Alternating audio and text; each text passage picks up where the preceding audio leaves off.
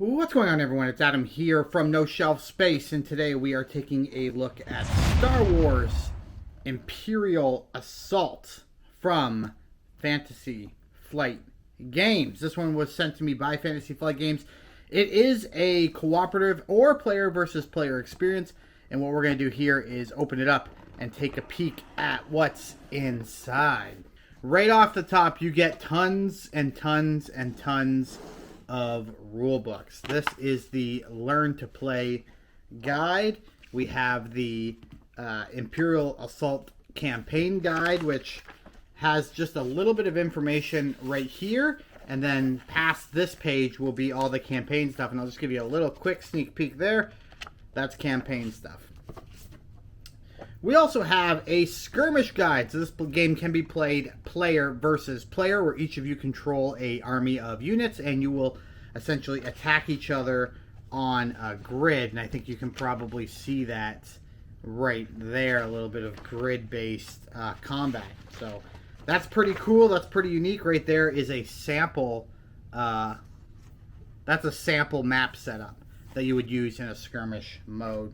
Then there's always a rule reference, and this is going to come in very, very handy. Everything in the rule reference is in alphabetical order. So if you're ever looking for something, say let's find something better than campaign setup. If you ever want to know about hostile figures, what that means when it comes up, you just go to H, and you can find the information right there. All right, we're going to put that away. So right here is actually a very interesting sheet. So these are the three ways you can play Imperial Assault. There's campaign mode, which is 2 to 5 players. One player will control the Empire. The other four, or I guess the other 1, 2, 3, or 4 players will control the rebels. Then there is this cooperative mode. This is using an app. It is using the Legends of the Alliance app, which you can download on the Android or iOS stores. What this will allow you to do is actually play cooperatively, where the app acts like the game master, if I can use that. The game master controlling the Empire, while the rest of you guys control the rebels. And then, of course, as we just spoke about, there is the skirmish mode. So there's a lot of content here in the box. These are just little sticker sheets that you can put onto your units to better identify them. Here we go. I'm going to move this aside now. We're going to take this off the table. All right. So in here, we have a bunch of punch boards. Now, these are all tokens for damage, fatigue, things like that. Other tokens, a little bit of terrain stuff. And then on the flip side, you actually have the boards. Now, these boards all come apart.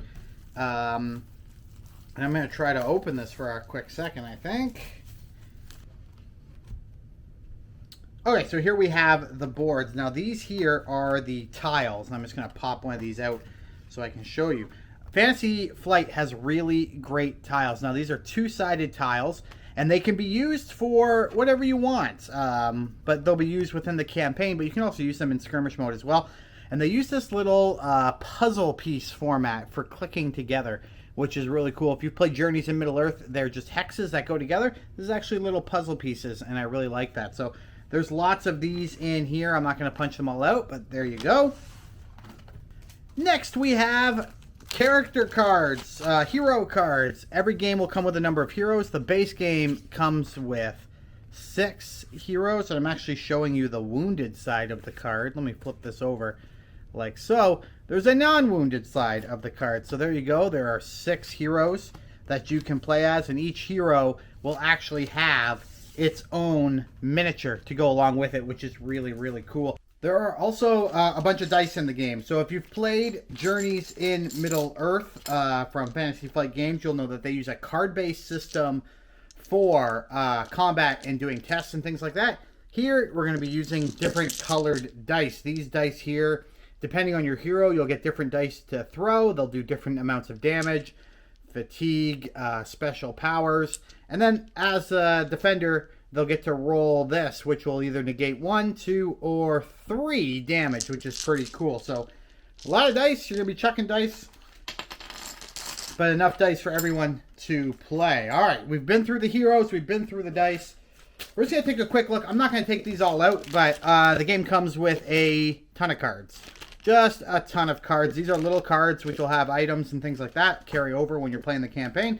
And then here's some larger cards that will factor into the game's story. So when there's like story elements or things like that, there could be cards in the event deck that'll have an impact. But the real reason why everyone gets these games, I think, besides the gameplay, is for the figures. And there are a ton of them. Now, this view is really far away. So what I'm going to do is I'm going to set these figures off to the side. And I'm going to bring in the big boy. And I'm going to bring in the big boy because he won't fit when I move the camera. But here we go. This is a really big ATST. Pretty freaking sweet. He comes in multiple pieces. There is a base, 2 legs, a head. There are 4 different turret pieces here that have to be connected. One on top, on the right side, left side, and the front. And this one actually does kind of have some articulation as well. But when this thing is painted, it's going to be absolutely phenomenal. But there you go. That is the big. And this thing is a good size. Here it is next to a figure. So if you're trying to get a size comparison, that's the size comparison. But I'm going to move the camera down closer to the table, and we're going to look at all the minis that come in the box. Okay, here we are. There are a ton of really great minis, and I'm not going to show off all of them very specific, but I'm going to get them on into the shot here. But these are really fantastic. They look great. There is Luke Skywalker, for example. And then the rest of them are probably going to be people you don't necessarily know. And that's kind of what I like about the game. And Journeys in Middle-earth did the same thing. They had a few heroes that you know, Aragorn, Legolas, things like that. But then they also added in heroes who you've never heard of. Some created for the game, some just from Lord of the Rings lore. And it was really cool. And so I'm going to guess the same thing is happening here with these minis. But they just look really, really great. And if I ever get around to it, and by me, I mean my father-in-law, if he ever gets around to it, there's going to be a ton of stuff to paint. Here we go. These are all the same. These are just 4 little droids. I'll pick one up right here. You'll probably recognize these from the films, but there you go. 4 droids. Sorry for bumping the camera. And let's see what else we got here. Oh, minis. Minis on top of minis on top of minis. Look at them all. There are so many, but they are really, really cool. We've got 2 of those right there.